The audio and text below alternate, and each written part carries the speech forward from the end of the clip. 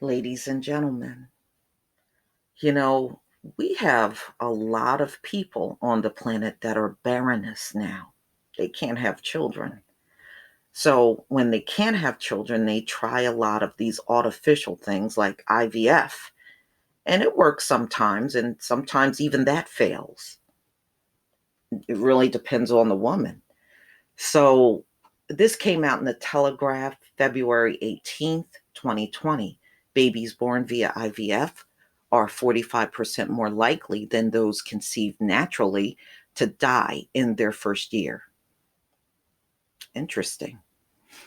Babies born via IVF are 45% more likely to die in their first year than those conceived naturally, a major study has found.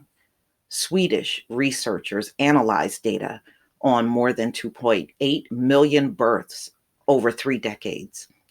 They found babies conceived through fertility treatment had a 45% higher mortality rate during their first 12 months. Scientists said much of the increased risk might be explained by the fact the babies born via IVF are more likely to be premature or with low birth weights.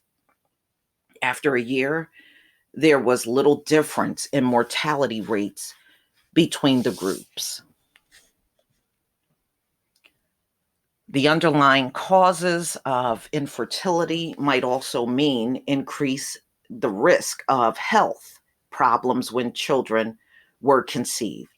Researchers stress that the overall risk of mortality remains low, around 3.9 per 1,000 babies born in Britain die within the first year. Okay. In my opinion, nothing artificial will ever measure up to anything that is natural. It just doesn't. Even out in nature, you got all of these hybrid animals, and they already said a lot of these hybrids that they mixed up together, they are a lot weaker than the original animal that didn't have all of those hybrid mixtures in it. So I really think it is something to this. But let's go on.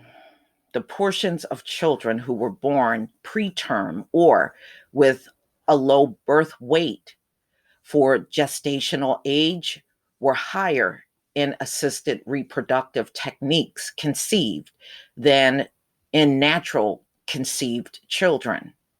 The main drivers for the first year mortality risk among children conceived with assisted reproductive techniques included respiratory distress, incomplete lung development, infections, and neonatal hemorrhaging, hemorrhage.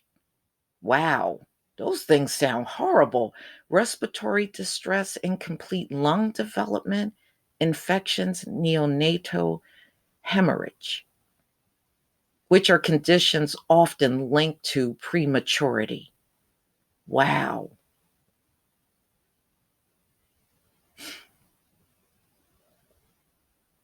Okay. The study is published in the journal Fertility and Sterility.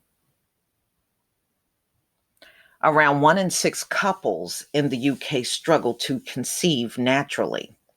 Around 2% of babies born in Britain annually are a result of IVF, with around 20,000 babies a year delivered this way.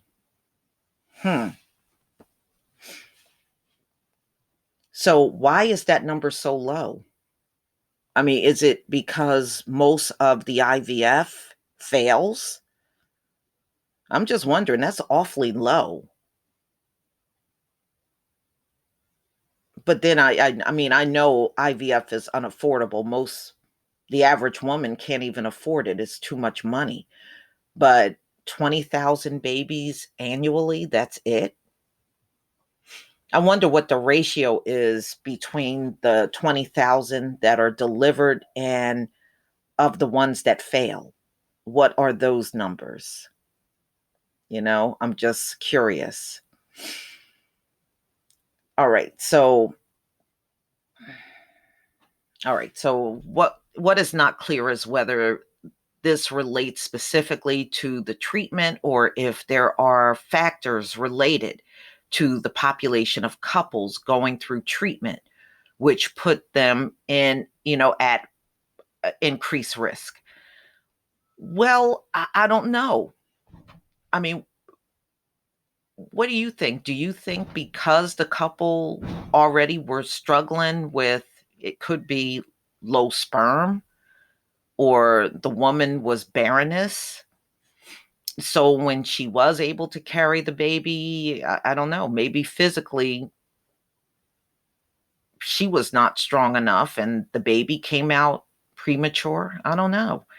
But something definitely has gone wrong. But I think anytime you try artificial things to do what couples always did for many centuries on this planet naturally, like I said, it's never going to compare to the natural way of doing things. But there are a lot of women, and I did a story on this probably 2 years ago. There are a lot of childless women on this planet more than ever before. The amount is something that has never been seen before. Now, they're saying that a lot of these women are delaying having babies because they want to build a career, but that's not always the case. Some of them just simply cannot have children, period. But y'all, please tell me what you think.